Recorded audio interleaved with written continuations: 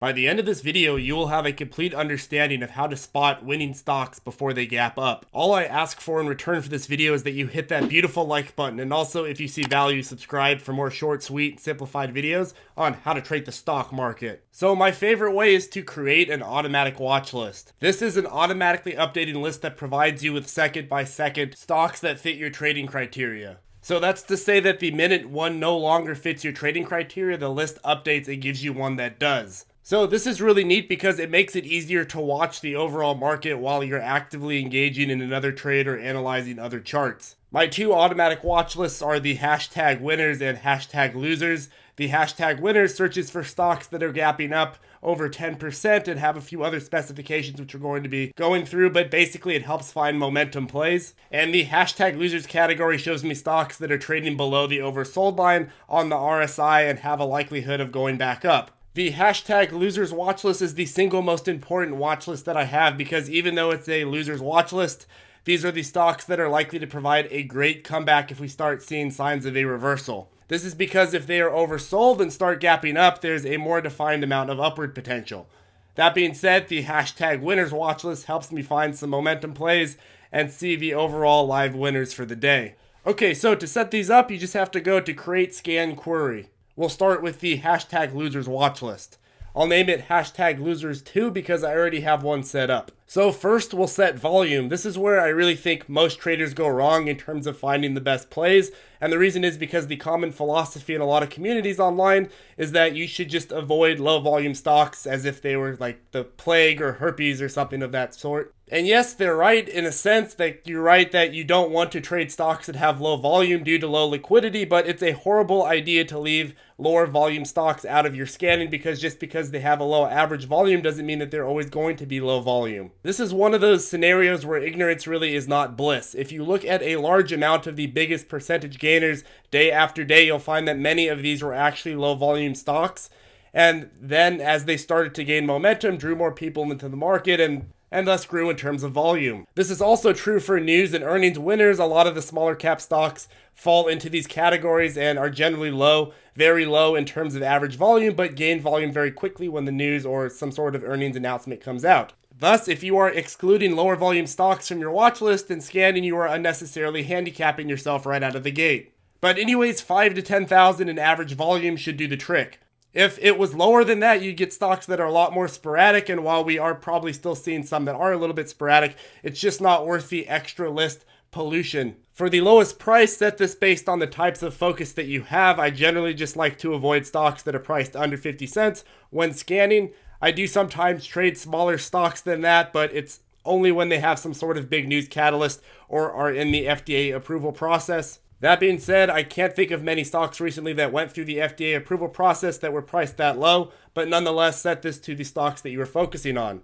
The next is the percentage change. For my hashtag losers watch list, I set it to a minimum of a negative 15% and increasing. This is because the hashtag losers watch list should be filled with the losers that aren't too far gone. You don't want them to be too far gone. This is because ones that aren't too far gone intraday tend to make faster recovering positions if we do see signs of an uptrend. The analogy that I like to make with this is the fact that every family has sort of that deadbeat cousin or extended family member that sits on the porch and yells at squirrels all day. And every time you see him, you're like, Billy, stop yelling at the damn squirrels. It's the same thing with these oversold stocks. The point here is he's gone past the point of no return, and likewise, once you've passed the negative 15 mark intraday, unless it's a fundamental news or earnings overreaction, it's not going to be worth keeping on your automatic watch list. So the next part is adding an RSI study filter. The RSI tells us whether a stock is oversold or overbought, and since I focus on buying oversold stocks, I'll set the losers watch list to show me when a stock is oversold by filtering out the ones that aren't.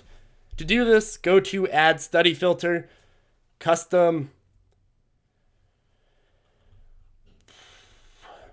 study, look up the filter, type in RSI, hit crosses below since we want it to alert us when it crosses below the oversold line, type in your value.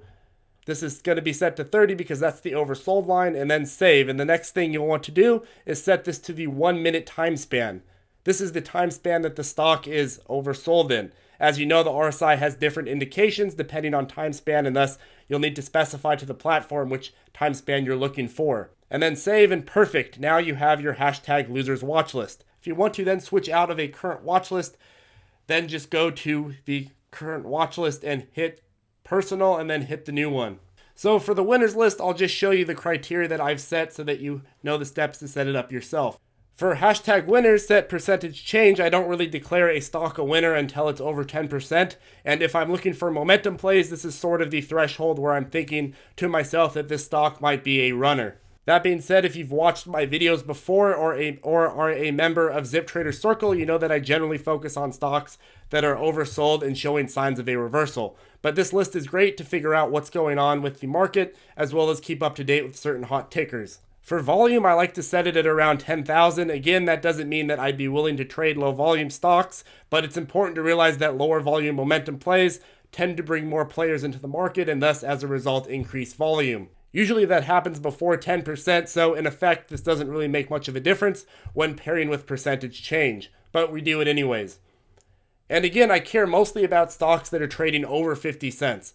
This is even more important in this category because if you set it too low, you'll get all the 4-cent stocks that are going up like 10% a day, polluting your list, and those aren't ones that we're really trading, so you'll miss a lot of the other better plays in order to get those on the list, and this is, list pollution.